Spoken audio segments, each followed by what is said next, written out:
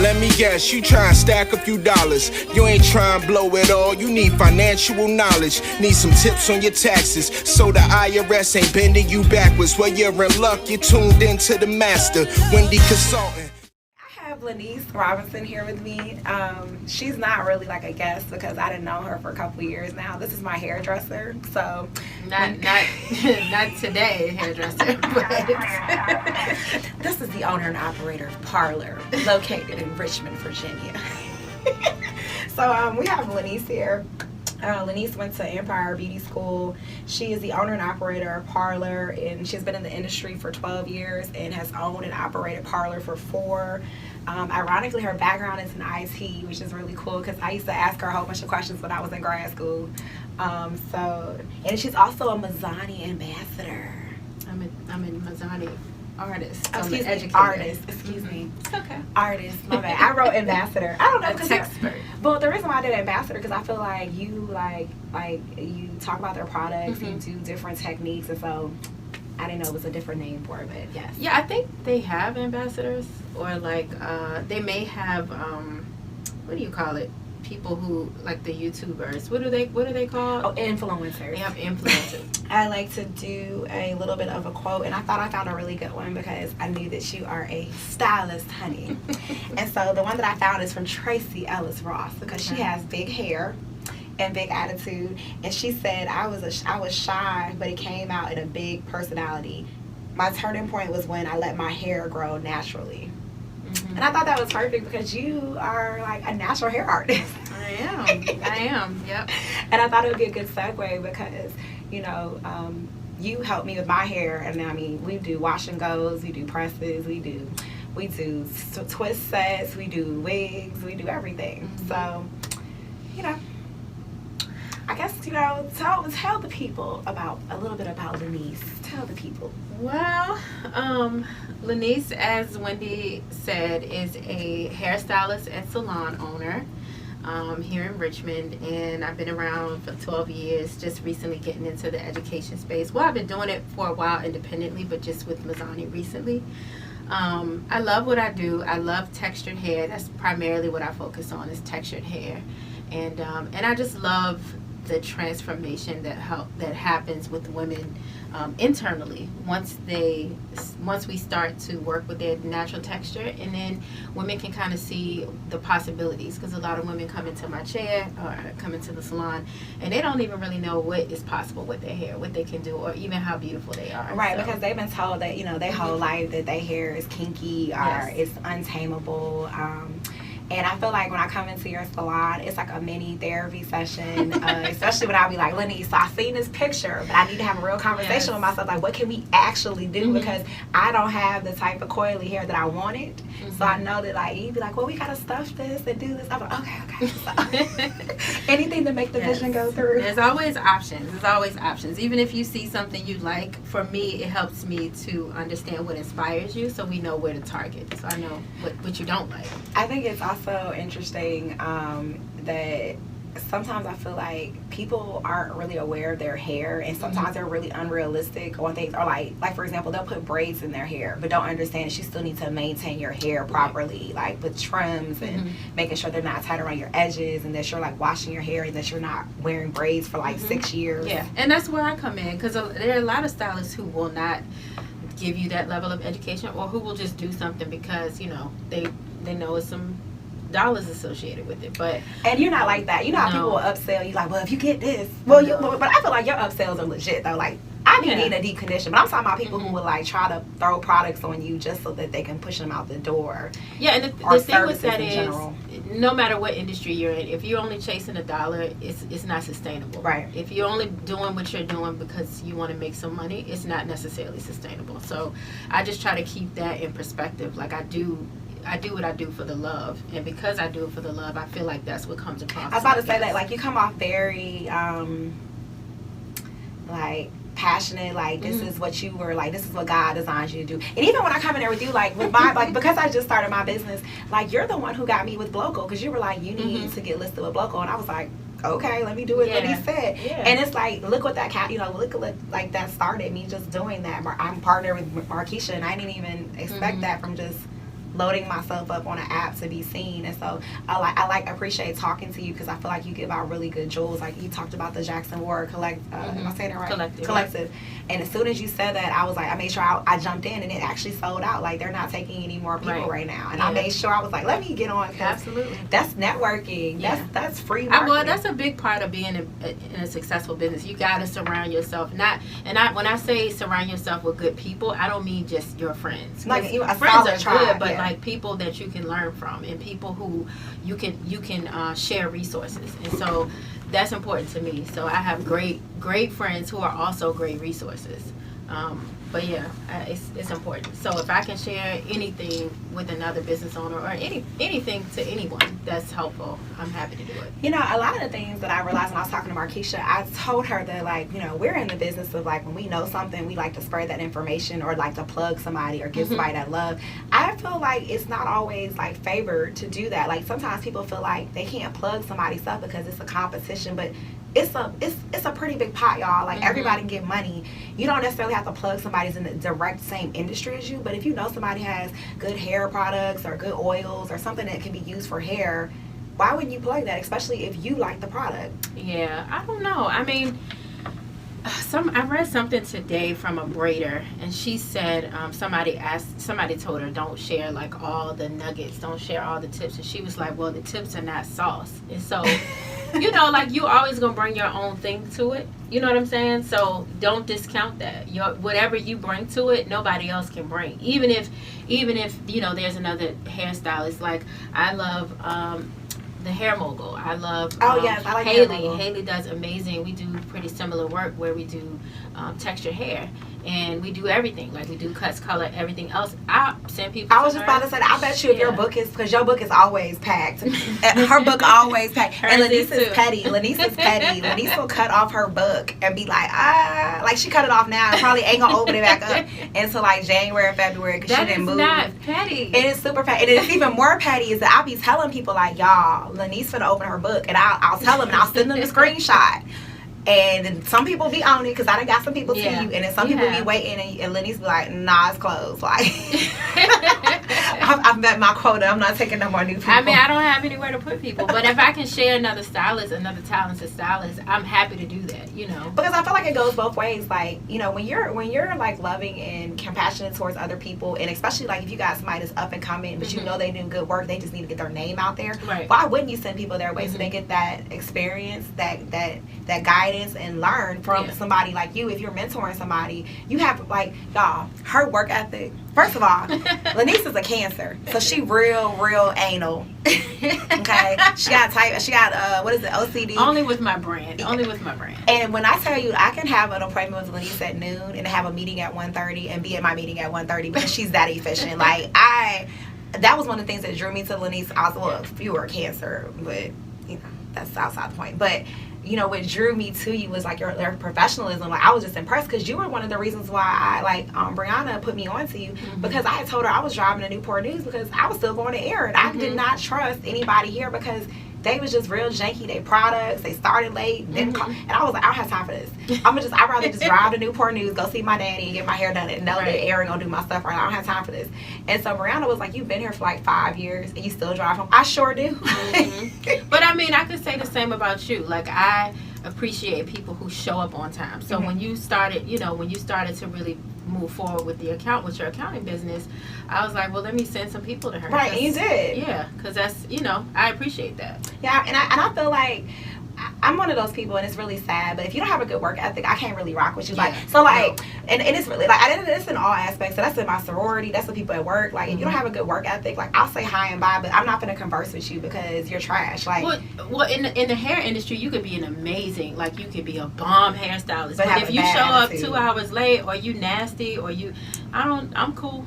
I keep my money in my pocket. Yeah, it's like, why would I want to pay for like a service and it's not quality? And that used to be my thing. Like, so people used to really get mad when I was really hard on black businesses, because I remember when I was getting married, I was like, I'm not having no black vendors in my wedding unless I know them, because black people, like, they feel like we friends. No, baby, we're not friends. I'm paying you for a service. Like, we're not friends. Even if we were friends, I'm still paying you. So I need everything to be like efficient. And people always wonder why I'm like that, because when you have a small business like that, word of mouth is everything. Why would I want to go to somebody who's not professional? Or I think to that point, I think that there are a lot of things that we don't necessarily get exposed to. I agree. And so I think it's a matter of, yes, give Black businesses the chance, but give feedback along the way. I think giving grace is really good, but here's my thing though: you have to be receptive to hearing feedback. Like if you start 30 minutes late, and I feel like, hey, my time is pretty valuable, and you know how I feel about it. You're the same way. Time, you can't get time back. Right. And so if you're gonna waste my time, can it be something like a real reason? Because you know me, I've been late before, but I'll be like, I'll text you like, hey, I'm in traffic. I give you a heads up. I'm not just showing up late and you like looking for me. There's certain things I feel like that when Black people start businesses or just start anything in general, if they don't have a team, because you always need a team.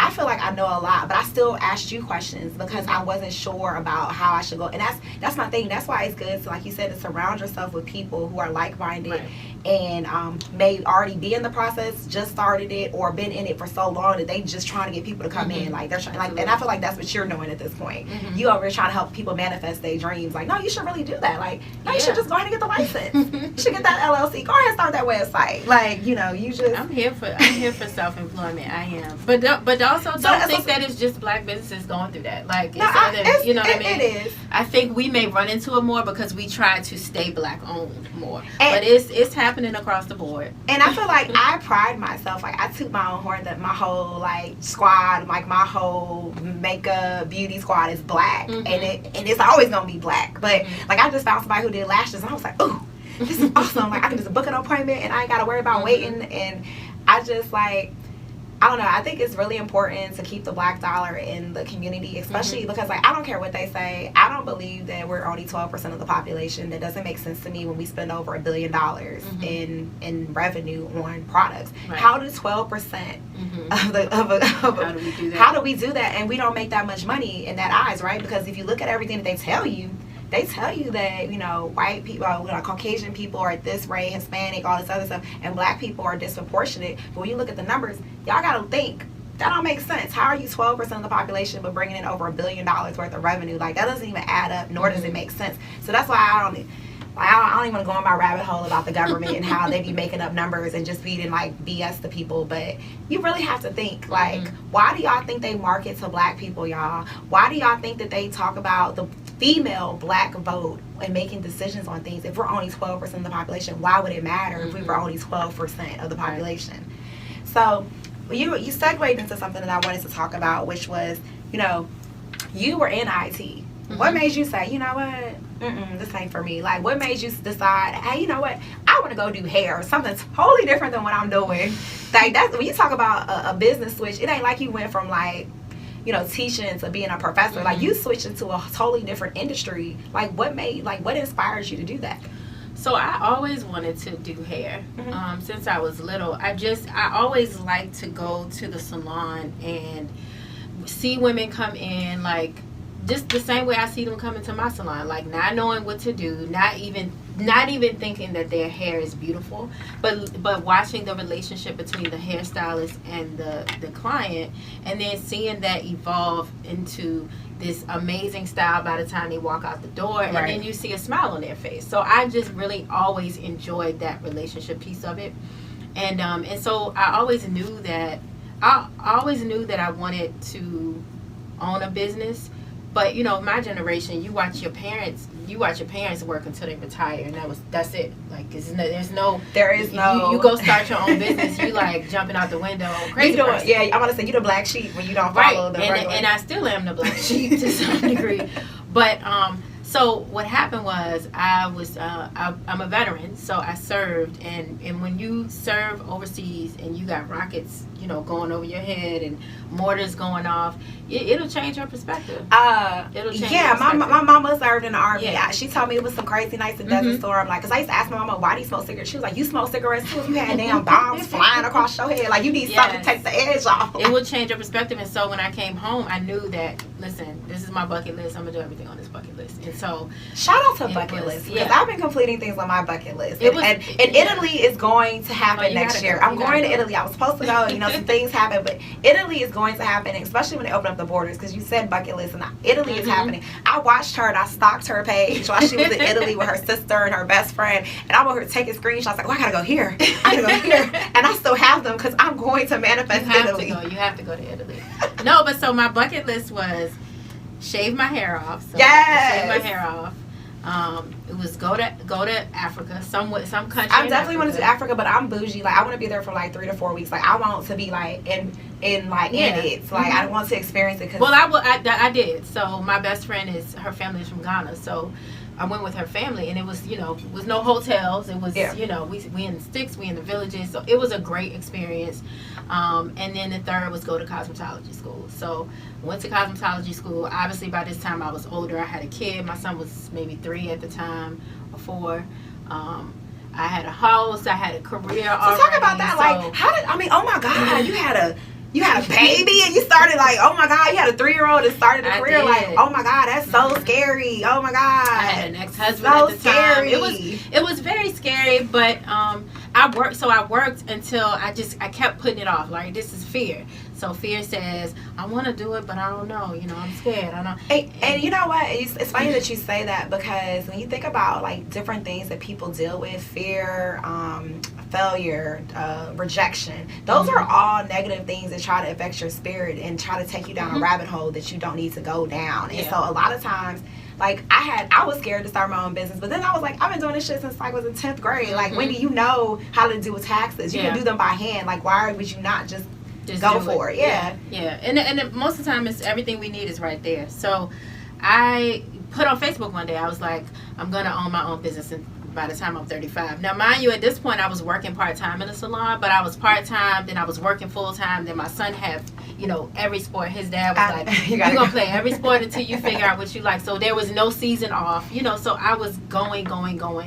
And then at 35, I was like, I don't want to do this in 10 more years. And I also didn't want, it was a couple of things that really, really pushed me. One was I had a teammate who passed away. She had breast cancer, and it spread to her lungs. And so she went quickly. And it just made me think about how short life is. Right? That was short. One. And then I didn't want my son to think the way that I thought. Like, you got to work for somebody else for the rest of your life, make somebody else rich. So like nobody in my family, like immediate family, like my family's a lot military. They do a lot of service. My dad's a retired police officer. My mom did military. My sister works for the federal government. Like, nobody, and everybody in my family everybody but me served in the military. Because if you know anything about me, I'm a little bit too free spirited. That whole waking up, I remember going to A&T, they were talking about ROTC, PT was at 5, and I was like, absolutely not. Like, I ain't built for this lifestyle. I feel like, I graduated from A&T, and the crazy part was I knew when I graduated that I didn't want to do accounting. And not saying that I didn't want to do accounting. I didn't want to sit in a desk. Like, I was like, I should do HR because I'm a people person. Like, I knew that it wasn't for me. I remember starting my first job in Texas a year after, in 2009, and I was like, I think I'm going to work for like 10, 12 years. I can't do this. Like, I can't be in no desk for no 60 years. Like, that ain't my life. Like, I want to travel. I want to see the world. Like, I want to have babies. I want to be able to, like, go to my son's stuff whenever I want to, make my own schedule. And I just was like, I can't do this with no 2 weeks vacation. And I was at work working on salon stuff. I was like, I was. Like, when you're passionate about something, like, you get kind of tunnel vision, and you don't even like care about, because you would already be like, I already don't want to work here. So I mean, I was good in IT. I was good at what I did, but I was at work working on my blog and working on, working on my business plan. Like, that's what I was doing. So I knew, and at 35, I was like, deuces. And it was so funny, and I think about it, like, I remember when we were talking about logos, and I was like, hey, who did your logo? And he started talking about, oh, this is girl in Maryland. And I was like, my license to do logos in Maryland. And then you were like, has her name Casey? I was like, yes, how do you know Casey? Like, I was like, the world is so small. And it was so funny, like, I knew, like, when I started my website, I was like, I can't afford Casey right now because I only have, I'm not bringing in enough money, so I'm going to do this little budget right here, and I'm going to get what I can. But now that I'm getting bigger, like, Casey's doing, like, my promo for my podcast. I'll probably go through her for, like, my rebrand. But it's like, you kind of work your way up because I remember you saying, like, yo, Casey's expensive, but she's worth it. Yeah, because I didn't start with her either. I was in PowerPoint making flyers for my twist class. Like, it was crazy. But eventually I was like, okay, I got it. you got to spend money to make money. Exactly, and people don't realize when you spend that money, you can take it as a tax deduction. So why would you not want to put money in marketing? It's just making sure that your marketing is smart. Because I use Canvas, which Canva. You talking about Canva? Yeah, Canva. I said Canvas. Canva isn't bad, but it's like I'm all about like just doing the same thing over and over. Like I will use the same template and just change them because I don't want to deal with it. Like I've had Casey design templates for me so that all I have to do is type in like the location because I don't want to do a template. I don't want to think about it. I don't want to think about it. I don't want to put it together. I don't want to have to like match the logo colors with I don't want to do it. Yeah. And if she can do it and it looks clean, then why would I not like just pay her to do it? And that's not my lane, you know. And that's the problem. People have ideas and. Like the problem is they can't execute everything or they try to, and that's when you burn out because you don't outsource for help and and like you have to have help. Like you can't wear all the hats and then wonder why you're burnt out or can't focus because you're doing too much. Why would you not pay somebody $500 to handle your marketing? And then on the flip side of that, if your business is not growing and you're not building in a way where you get to the point where you can do that, then you might want to reevaluate. Exactly. Because a lot of people don't understand, like the government will give you, I believe it's either 6 or 7 years before you have to turn your LLC into a hobby. Because you can take losses for a couple years, but as soon as it passes, I believe 7 years, the IRS will mail you a nice letter and suggest that you turn it into a hobby and not have it as a business. Wow. Because you can't keep taking losses. Didn't know that. Yes, because people don't understand when you take losses from a business venture. It actually helps reduce your tax liability. So if you have a full-time job, and let's say you make $80,000, you really don't make $80,000. You really make about 40 to 50, depending on. The government is not making money off. Right, and so then when you make that 40, if you took a $10,000 loss, now it becomes you made 30, and your tax rate is different. So the government is like, hey, we only gonna let you do this for so long. You can't keep getting over. Right. Because that's essentially what you're doing. You're getting over where you're not paying taxes or you're reducing your tax liability to a point where you either don't have taxes like the President of the United States or you're paying them and they're very minimal. Right. And it's not a bad thing to pay taxes. Contrary to popular belief, you're not supposed to be getting these massive refunds because if you do, you've essentially given the government an interest-free loan on your money because that's what they're doing. When you get refunds for like tax credits for like when you go to school or buy a house or something, like those are cool, or even for your kid, like that's cool. But when we talking about you getting five-figure refunds, 10, 11, 15, no. But and I'm finding this now because I'm in the process of securing lending. Securing lending. It doesn't look good anyway. If you keep trying to cheat the system or beat the system and get refunds and write all of this stuff off, because then you don't look like you're making any money to it. Exactly. I was just about to say that. So that's a good point. So like when you're first starting off your business, it's okay to take losses, but at some point you gotta turn a profit because in order to become marketable for a loan, to get like she was saying, to get backings from a loan, you gotta show you gotta make some money. How you gonna buy a house or get a car if you're not showing any income? Unless you do all the stuff before you quit a job, like I'm trying to do. Like I'm trying to buy a new property and get a car before I leave my role in June because I will no longer have income to show. Right. Or you could just do that. Like I know a lot of people who are like, I just quit my job because I'd already bought my house, and so I was just like, what they gonna do? Like all I gotta do is make my car. All I gotta do is make my payment. Like I don't have to go through that process because you sign your whole life away when you buy a house. They want your mama firstborn. Like they want everything, and you're like. Like that's how I was. I signed my name so many times. I was just like, how many? Like when I refinanced my house, the process was totally different. I bought a house in 2013, refinanced in 2019 to a 15-year loan, which is ultimately really what people should be trying to get. You save a hell of a lot of money on it if you need to do the math. Like my financial advisor put that seed in my ear, and I was like, and I didn't have to pay any closing costs. He gave me the place to go through, and I was like, this is too easy. And I ended up, I think my mortgage went up like $100, and I cut 15 years off my loan. Or it might even been more than that because I don't even own a house with 5 or 6 years. So I cut a lot of, it might not, but a little bit off, but whatever. But I cut a major part of the amount of years off my loan. And it's just like little tricks and tips that people don't aware that they should be doing. Like, taking the equity out of your house to start a business and basically taking out a loan against yourself, but it's against your house. So like, you don't have to worry about, like, you have to get a lender, but you're putting up your house as equity, like as collateral for the loan. So Yeah, but again, that just goes back to having the right people around you, and that includes your A team, so your financial advisor, your accountant, your lawyer. Somebody today told me, why should he have a financial advisor? And I said, well, if you know everything, why are you asking me? Listen, I just told you that I'm an accountant and I have a financial advisor because I don't have time to be looking at stocks. I don't. Anything that's not my lane. Like I don't want to. I know stocks, but why would I be trying to research and do something if I'm paying Adam? Shout out to Adam. If I'm paying Adam to do my stuff, why am I doing it? Like, this man will tell me if I should be doing international markets, if I should be doing how to diversify my portfolio, telling me, like, Wendy, you have an investment property, so that's passive income. You could also do this, you could also do that. And I like him because he doesn't push things on me. You have some financial advisors who will push products on you. You need about $50,000, $500,000 of life insurance and short-term disability, like all this crazy stuff. And I'm just like, I don't want that. But he doesn't do that. He'll say, he'll cut it up in a calculator and be like, this is what you should get. But you get that on your own time because I know how expensive it is. But people don't understand, like, if you don't understand finances, and most people, like, for myself, my problem was I knew I could execute a business plan or in a business, but I didn't have one of those, like, dope ideas for, like, a hair product or some food or something. And so, that's the best thing that the idea from my ex to give me an idea of starting my business, probably one of the best things he ever did for me, which was to plant that seed and say, no shade. I feel like I have to say that as a disclaimer. Yeah, no shade, because we're good. You're good people. I love you. You're good.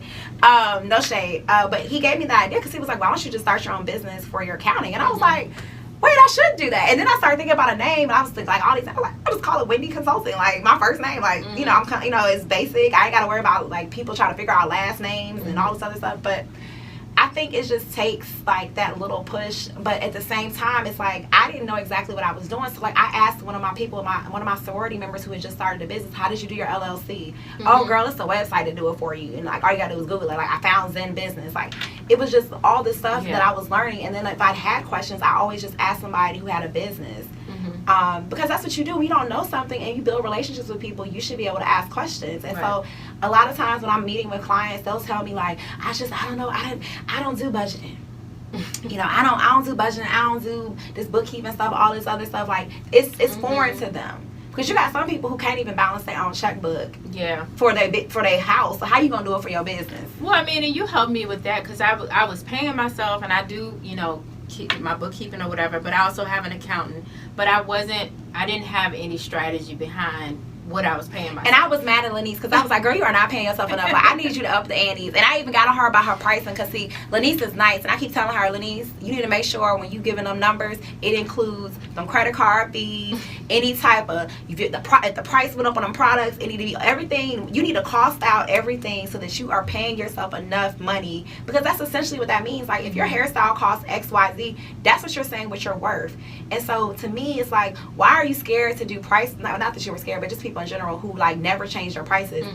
You should be evaluating that, like, every year. Like, that should be like you get a heads up in November, price go up January 1st. Like, but you also have to be able to justify why it's going up, not just because I want to raise the price. Right. But if you're not adding to your skill set, if you're not doing something in your business to create value, then you just can't be out here willy nilly. Because I'm saying some people will do that. Yeah, but I never question yours because you be doing all these damn classes, hair twists, perms, and all of this, and natural curly cuts and curly twists and all that stuff. And so then I'm the main cheerleader for you to make the price go up. Like, first of all, experience, popularity, the price went up. Okay, people, my time is of the essence, and people want me. So if you don't want to pay for it, believe me, it's a whole slew of people who've been waiting to get on the books. Like, this is very true. I'm just saying. So, but you can be cocky like that when you run an efficient business, you're professional, and you have your shit together. Like, you can do stuff like that. Yeah, I mean, I don't want to be cocky, but I be telling people, you sound like Markeisha. Y'all be trying to be too humble. No, because this ain't the time to be humble. See, y'all be trying to be humble. You got to let people know. You got to flex on people a little bit. Let them know stuff. I don't want to flex on people, but I do want to be very clear about what I bring to the table, and I'm very aware of what I bring to the table.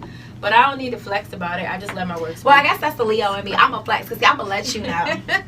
I know I'm the ish. Like, I don't need you to tell me. I want you to know, so that way you don't try me. Because, see, sometimes I feel like I have to be very direct with people because they will try me. That's okay. They can try me. And you know, and then that's when I'll be like, you know how I used to code switch when I was going into the office. But see, I've been out of the office so much, they just getting full windy because I ain't got time. Like, this code switching shit is over. Like, you getting 100% windy. What was said, like, I'm not trying to play with y'all. And then they be looking at me like, why are you being so mean? I'm not being mean. I'm not playing with you. If I ask you to send you something and you didn't send it, and now I gotta text you and keep following up, like, when you gonna send me my stuff?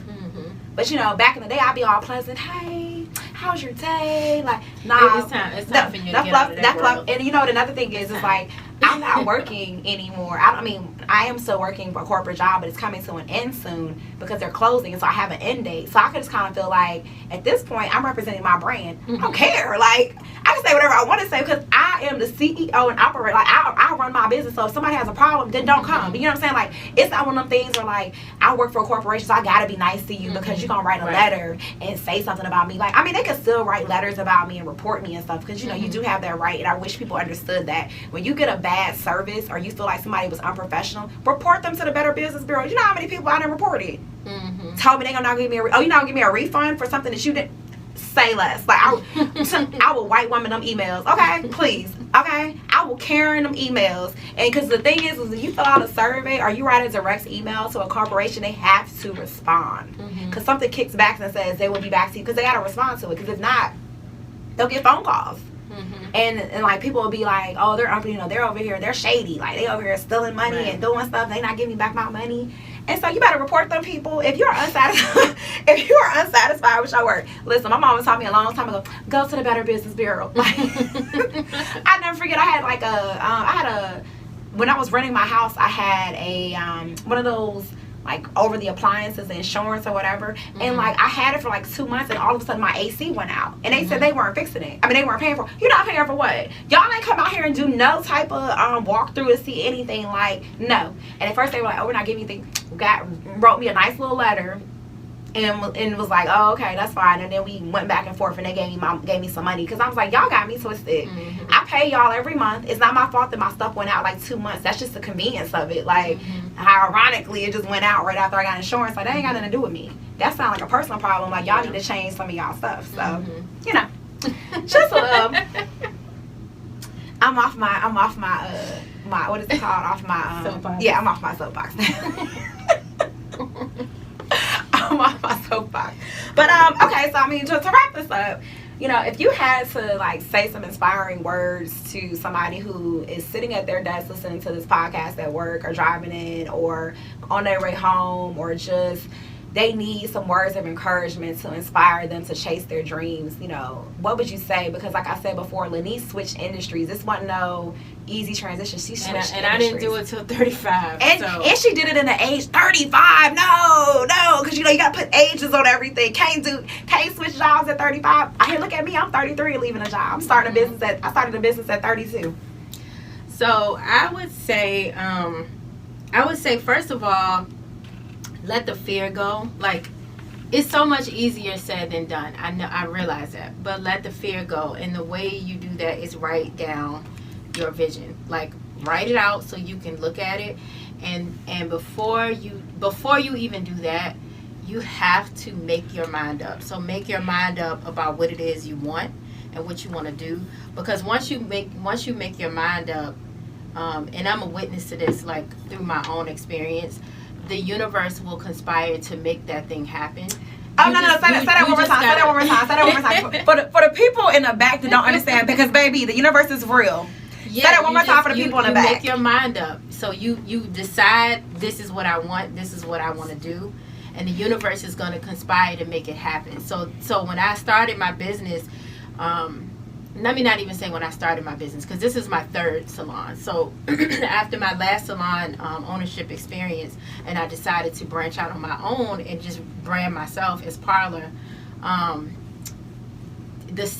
before I even moved and started Parlor, when I just decided this is what I'm doing, boom, so many opportunities came out of the woodwork. I mean, so many. That all I had to do was just make my mind. You know, it's so funny that you said that, because for my birthday, I said to myself, I said, you know, I talked to God and I was like, you know what, I want to manifest Wendy Consulting because, you know, the first 7 months of this year was crazy because of COVID. And I didn't even put any effort into my business. And I still made a profit of like, I think I made like $5,000 and I didn't even try.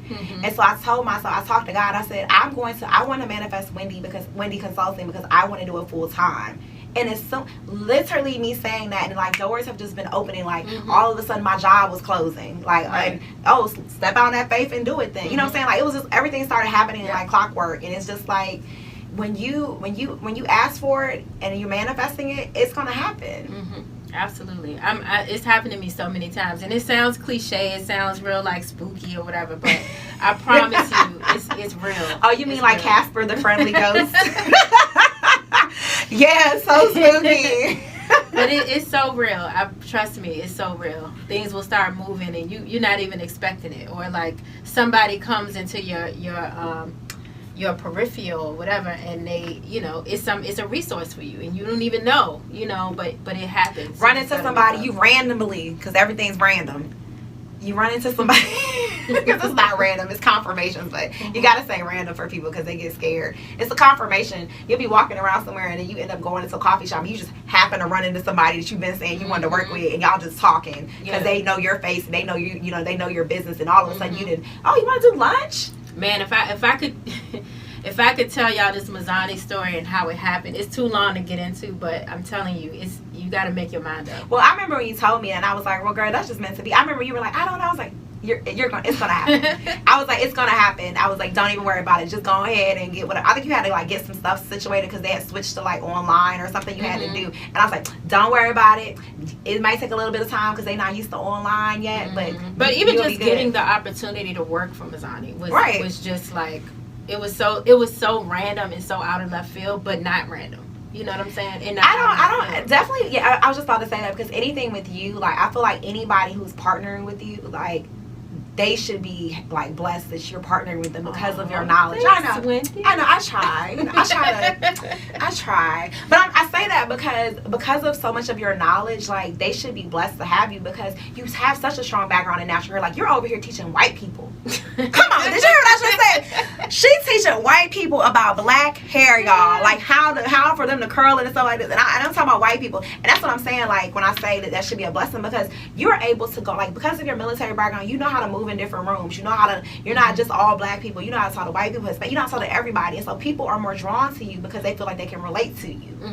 And that's how I feel coming up from a military background. Like I done had best friends all different colors. Even like I went to an all black high school in Newport News and then turned around and went to the HBCU. Like I'm tired of being around black people. Like I said, I'm ready to move. Like I said, I'm trying to move to Nova and live with the white people. And like I'm dead serious. I done been around y'all my whole life. I need my people. Nah, I don't. I need to live close enough to Washington. I need to live close enough to DC to come around y'all, but then go back to my house around the white people.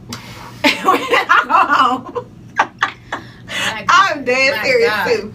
What? I'm dead serious. But and people think I be playing, but I be like, I'm dead serious. Like, I've been around black people my whole life. Like I'm tired of looking at y'all. Like I love y'all to death. Listen, protect black women. I love y'all to death. Shout out to what is it? Can't even take it off. The Carter brand. Shout out to the hat because I've been getting hats for him for years.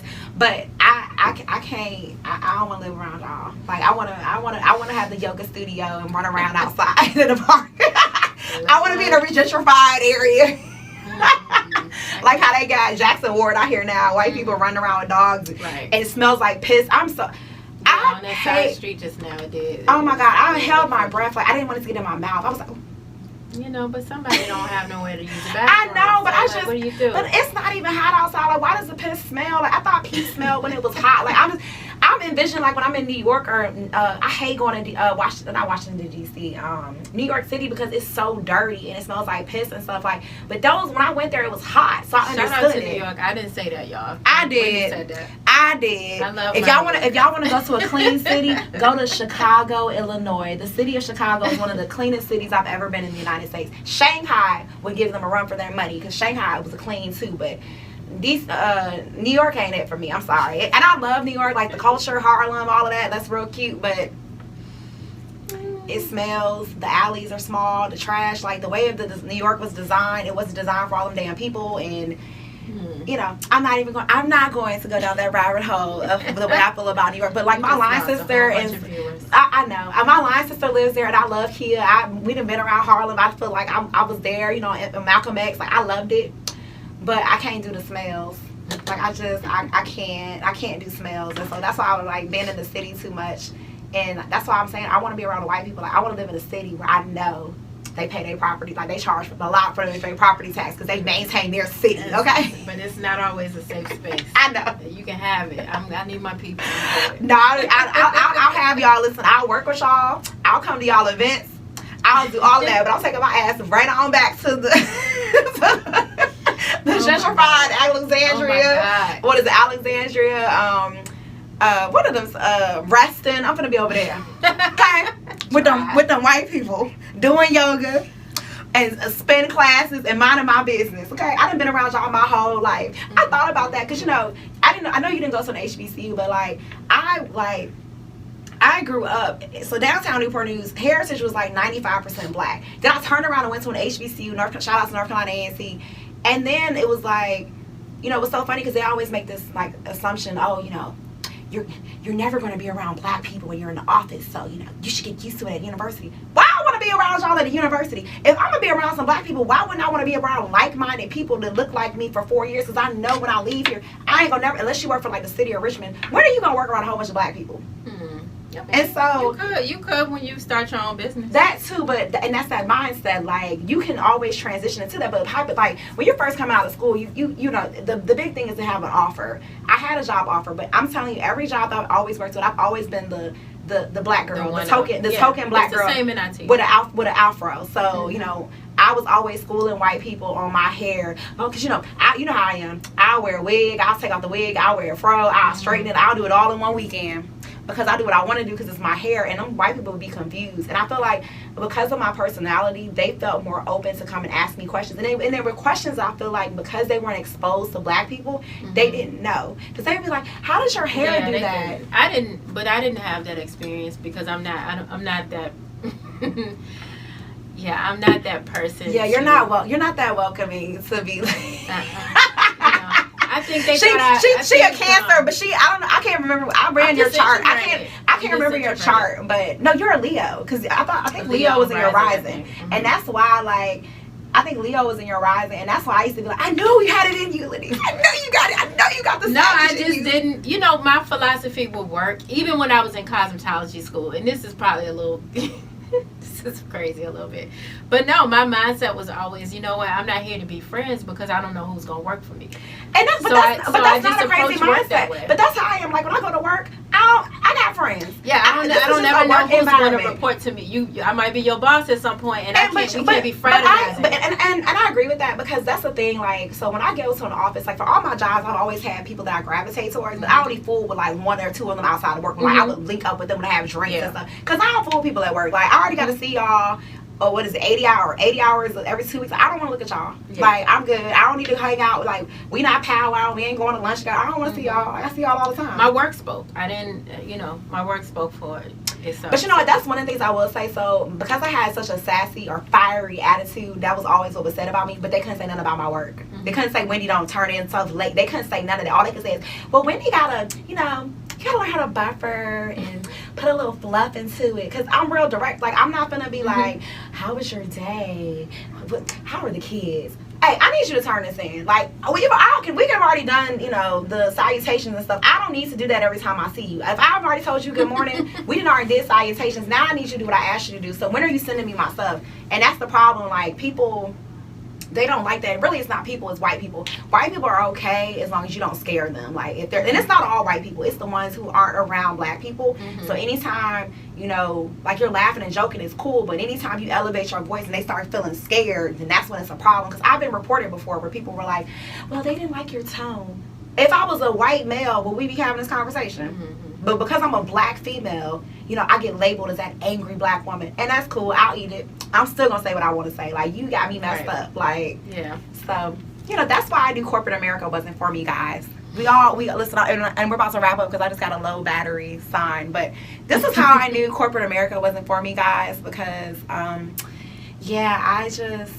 I I don't do well with authority and like. I don't do well with passive aggressive. Right, and I definitely don't do well with passive aggressive. Like, that is a pet peeve for me. And it's funny. I know we're about to wrap up, but it's funny because I think about emails and how like people will be passive aggressive in emails. They'll CC your manager. I don't care who you CC. I said what I said. Like Nene Leaks, I said what I said. Like, that's how I be feeling. Or like people be getting on my nerves where like they'll send a red receipt. I don't care. I read it and I'm still not responding. Like, leave me alone. Like, they just do all this passive. Or I hate people who you want to talk about an etiquette thing that pisses me off is when people would reply all to a message that was just supposed to go to one person, but they sent out a massive message and everybody replies all. Why do y'all do that?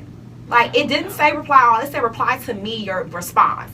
Why do I need to know your response? Like, I just feel like people, like, I wish I could do, one of the things I had said, because, I was talking shit about black-owned businesses and how, like, they need to be more professional. I thought about doing, like, a training. And I think I will end up doing it because I'm talking about it. Doing a workshop on how to be professional. Like, well, that was one of my long-term goals, is to consult for salon owners, because we need it so bad in our industry. We need it so bad. Just consulting with other black salon owners in particular, but, like, about systems and how to be professional and how to, you know what I'm saying? Because a lot of it isn't that they don't want to do it, it's just they haven't been exposed to it, and they're literally running a business like off of the faith of God. Like, they're just doing it. They're just in it to do their thing, and they're not even realizing, like, when you come to work, you should kind of look together. Like, you can't be doing hair and your hair ain't done. Like, how does that work? But it's because a lot of stylists are just artists. They don't even want to deal with the business side of things. But you have to if you're a business owner. I agree. And even if you work in a salon, you still have to manage your chair, and so it's still important. But when you I don't know how to monetize it. But you know what's gonna be fun though, because it's gonna be fun when you have, because you're about to manifest your own brick and mortar, because that's coming, y'all. She doing it, so it's gonna be even more fun when you actually have people in your booth. And you do hair when you want to do hair. And you might only do hair on Tuesdays and Thursdays. And you mind your business the rest of your day. That's when it's going to be fun, because now Lenise has all this free time to do other stuff and do those trainings and charge.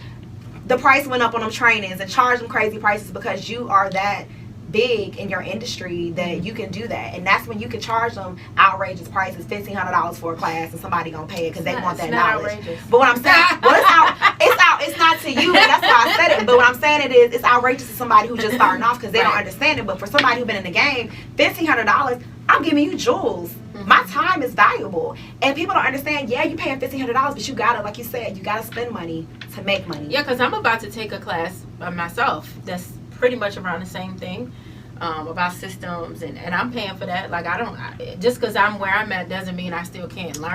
That's one of the things I always really loved about you. You're always into training. Like, that was one of the reasons, like, kind of what inspired me. So I'm going to sit for the CPA now, because at first I was like, no, I got my MBA, I don't want it. But then I was like, wait a minute, I can charge even more money. And when you get your CPA, it makes you keep, you have to do a certain amount of CPEs. And so I would always be in the know of what's going on. Like, I would sit, like, I remember sitting in for CPEs when I worked in auditing. And I didn't have my CPA, but we still had to do CPEs. And that's how I learned about Bitcoin and the banking. Like, I learned all that stuff through those trainings. And so when I think about you, and you're always have this continuing education to learn, like, that's what you do. And I wish people had that mindset. Like, it boggles me how somebody who has a license in the 1999 and never did no trainings but still charging crazy. I'm not paying that. Like, when the last time you been to a class? Yeah. You still doing figure waves and stuff. Like, when the last time you been to a class? So much has changed in terms of technology. So much has changed that I don't know how people do survive without education. I don't know whether it's technical education or business education. Yeah, I don't. All right, so Lenise, yeah, go ahead and just like shout out your handles so that people know where they can reach you at. So go ahead. So you can reach me on Instagram mostly. It's at Parlor with a U. That's PARLOURRVA. You can also reach me on Facebook at the same Parlor RVA. I am right now located in Carytown, but I will be moving to Healthy Hair Republic in Manchester in December. So I will be there along with the Hair Mogul. I don't know if you guys follow her, but she's on Instagram as well at the Hair Mogul. But we are teaming up for a little while And it'll be fun times. I do engage a lot. She does, and she talks trash because she be like. So I did a photo shoot. 'Cause she's messy. I did a photo shoot. No, it was like some promo, and literally like me and Raleigh talked on Wednesday, and we were doing it Thursday. So I didn't have time. So I was like, you know what? I'm not gonna ask Lenise because that's really short notice. Lenise fried me up about my hair. Your hair, why your hair looking like that? And you telling people you got your hair down here? Don't ever do that again. I was like, I was trying to be nice. I was trying not to be a black person hitting you up last minute to get stuff you done. You have people out here representing you like that. Yes. So again, thank you for coming. So a little bit of handles for me. I'm at wendyconsultingllc.com. I am still taking new clients. I probably won't be taking any after the season wraps up because I have a number that I'm stopping at, which is 34, because that's the number that God told me to stop at. And I feel like I need to, because I need to make sure that I'm doing quality work and not a quantity. Because like Lenise said, you know, if you're in it for just money and quick money, then you're not going to be in it for too long because you're not retaining it. Yeah, it's not sustainable. So a quick shout out real quick, because I'd like to do endorsements, and believe me, all of this stuff will be in the show notes at the bottom of the YouTube video. But custom grills, I don't have them on, but on my Instagram I have tops, and they're by Shop Urban Ice. And so if you use the promo code Wendy25, you get 25% off. And if you go to my Instagram page, it's on the podcast and my regular Instagram page. You can see my fronts, because you know I'm gangster like that. So you know, shout out to Urban Ice, and definitely you wear get those some out there with the white people when you move. I will, and I'll be like, good morning. Look, with my coffee. Good morning. No, anywho, thank y'all. Please subscribe. I think the subscription button is at the bottom. I can't remember, but please subscribe, and thank you for joining us, and I hope that you got some, something good out of it, and we'll see you, next Monday. So thank you. Let me guess, you try and stack a few dollars. You ain't trying to blow it all. You need financial knowledge. Need some tips on your taxes, so the IRS ain't bending you backwards. Well, you're in luck. You're tuned into the master, Wendy Consulting.